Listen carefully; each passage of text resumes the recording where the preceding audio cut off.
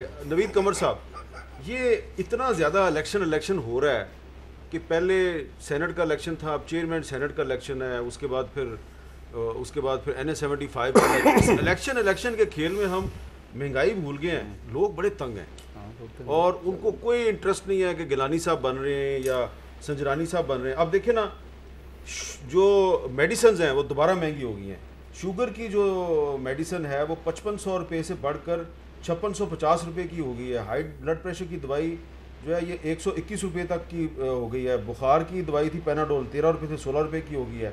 दिल के अमराज की दवाई जो है 235 रुपये से 275 रुपये की हो गई है। और एंटीबायोटिक दवाइयाँ जो हैं ये 260 रुपये से 325 रुपये तक जा पहुँच गई। और आम इस्तेमाल की सिरिंज 15 रुपये से 30 रुपये तक जा पहुँची है। वजह इसकी कुछ भी हो, और अब तो हम जो कोरोना वायरस की वैक्सीन है वो भी इंडिया के रास्ते से पाकिस्तान आएगी बाज़ मीडिया रिपोर्ट्स के मुताबिक। ये जो इलेक्शन इलेक्शन का जो खेल है, इसमें महंगाई की कोई बात नहीं कर रहा, ना हुकूमत ना अपोजिशन। नहीं, ये बात दुरुस्त नहीं है। जाहिर है कि महंगाई का ही नैरेटिव है जो कि अल्टीमेटली हुकूमत के ख़िलाफ़ एक केस बनाता है। ये सारा जो आप इसकी लॉन्ग मार्च वगैरह की बात कर रहे हैं, वो अल्टीमेटली तो बॉयल डाउन वहीं पे होता है। बात यह है कि वीर साहब मुझे ये बताएं, who is minding the store, इस इंचार्ज कौन है? ये सारी चीज़ें हो रही हैं किसी के वॉच पे हो रही हैं ना। आपने तो सिर्फ एक छोटा सा सेक्टर उठा के हेल्थ के, आपने दवाइयों के जो है आटा चीनी तो रोज करते हैं हम, आटा चीनी बिजली गैस पता नहीं एक्सेट्रा एक्सेट्रा वैसे चीज़ें। वैसे एक बात है, आपको देखा होगा साबिक चीज़ों से साकिब निसार साहब को जो है बिजली भी मुफ्त मिलेगी, पानी भी मुफ्त मिलेगा, पेट्रोल भी मुफ्त मिलेगा, टेलीफोन कॉलें भी उनकी मुफ्त, सब कुछ मुफ्त है उनका। 300 लीटर से ज़्यादा उनको पेट्रोल भी मुफ्त मिलेगा, 10 लाख रुपया उनको पेंशन भी मिलेगी, सब कुछ मुफ्त है उनका। वैसे वो सब उनको जो है वो अल्लाह उनको और दे जो वो फैसले कुछ करके गए ना वो, और कुछ और हमारे जस्टिस साहिबान जिसके लिए आप पाकिस्तान को अभी 7-7 अरब डॉलर्स के बिल जो हैं वो अदा करने हैं और कई और जगहों पे करने हैं, उनसे हमें बचाएं। उनका पर्पस ये होता है कि आप अपनी जुडिशरी को इतना कंफर्टेबल करें कि वो चले उनको छोड़े, आप फिर इस इन्फ्लेशन पे आ जाएं। बिल्कुल बात आपकी बिल्कुल दुरुस्त है। वही मैं बात कर रहा था कि इवन जब आप कहते हैं कि सिर्फ इलेक्शन हो रहा है, तो आपका ख्याल है इलेक्शन में महंगाई की बात नहीं होती? आपका ख्याल है 10 का में महंगाई की बात नहीं होगी क्या? लोग जो हैं या मैं ये पूछना चाहता हूँ कि यूसुफ रज़ा गिलानी साहब अगर जीत जाते हैं तो क्या महंगाई कम हो जाएगी? नहीं, ये ऐसे तो नहीं होता ना कि चेयरमैन सेनेट के इलेक्शन से महंगाई कम या ऊपर नहीं होती। गवर्नमेंट चेंज होने से ये ज़रूर है कि गवर्नमेंट पोजीशंस जो लेती है, जो आप पॉलिसीज़ बनाते हैं, उसका डेफिनेटली इफेक्ट होता है। कुछ इन्फ्लेशन इम्पोर्टेड होती है, बिल्कुल होती है, लेकिन कुछ जो है वो आपके मेजर्स के साथ जो है वो कंट्रोल होती है। सप्लाई सिचुएशन को आप ठीक करते हैं। आपने जिस तरह से एग्रीकल्चर पिछले कुछ सालों में बिल्कुल ही इग्नोर हुआ है, अब आप वीट भी इंपोर्ट कर रहे हैं, आप शुगर भी इंपोर्ट कर रहे हैं। भाई ये सारी चीज़ें एक महंगे डॉलर के हिसाब से मंगाएंगे, जबकि आपके पास अपनी कैपेबिलिटी थी ये सब चीज़ें करने की, तो कहीं तो पॉलिसी फेलियर है ना जी। एक वक्फा, और वक्फे के बाद जवेद लतीफ़ साहब से ये पूछते हैं कि ये क्या दुरुस्त है कि ये जो इलेक्शन का खेल है, इसमें जो महंगाई है आवाम का सबसे बड़ा मसला, उस पर बात ही नहीं हो रही या हो रही है? वक्फे के बाद दोबारा मिलते हैं।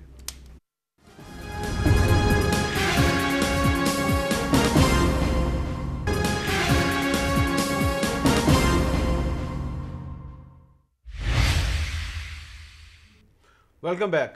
जवेद लतीफ़ साहब, वक्फे से पहले मैंने ये सवाल छोड़ा था कि ये जो इलेक्शन का खेल है, इसमें जो आवाम का सबसे बड़ा मसला है महंगाई, उस पर ज़्यादा बात नहीं होती। क्या आप मुतमिन है कि अपोजिशन ने महंगाई के मसले को हाईलाइट करने में वो किरदार अदा किया जिसकी आवाम तवक्को करते हैं?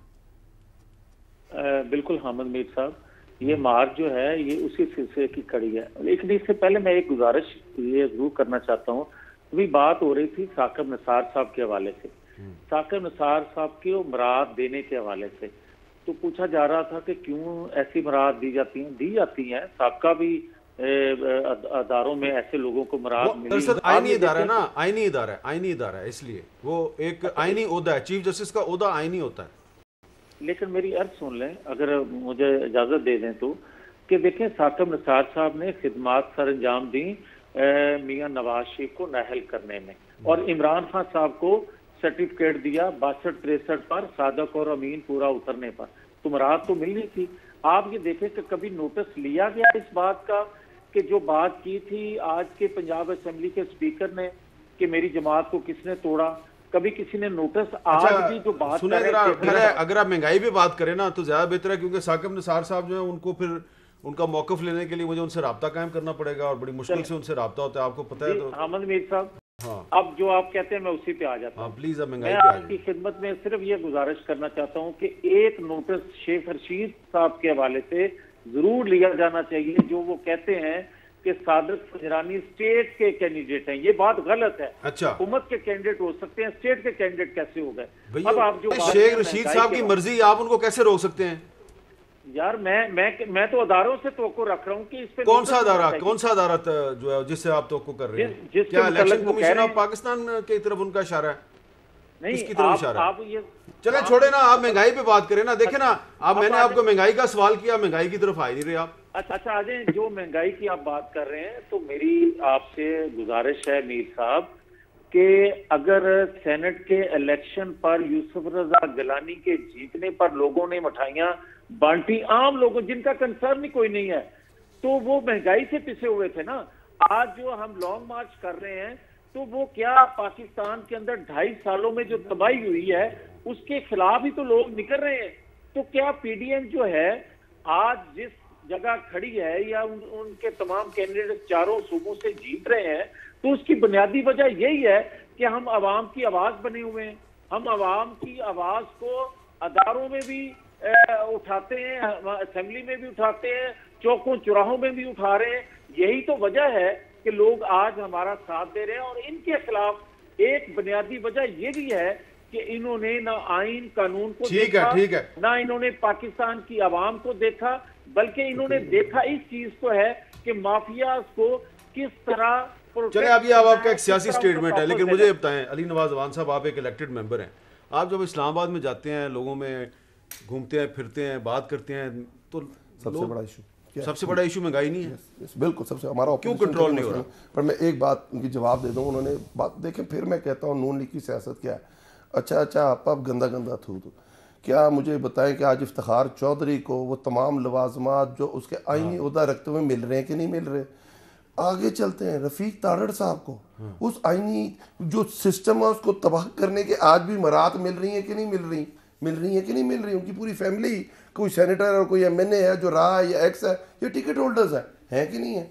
सईदुज़्ज़मान सदीकी के बारे में क्या ख्याल है? क्यों ने गवर्नर बनाया? रफीक आगा शरीयत कोर्ट के जज थे। मैं छोड़े ना सर, मैं इनकी तो जवेद लतीफ सर, नून लीग का मसला ही है, ये भूल जाते हैं। मैंने आपसे इनसे एक सवाल किया, वो भूल गए। अच्छा वो पुरानी बात है, छोड़ दें। इनका तरीकाकार बहुत अच्छा है, हमें माफ़ी दे दें, पुराने हमसे गलतियाँ हुई थी, अगली तो फिर काला कोट पहन लेते हैं, फिर हमें माफ़ी दे दें, उससे आगे चले जाते हैं, फिर हमें माफ़ी दे।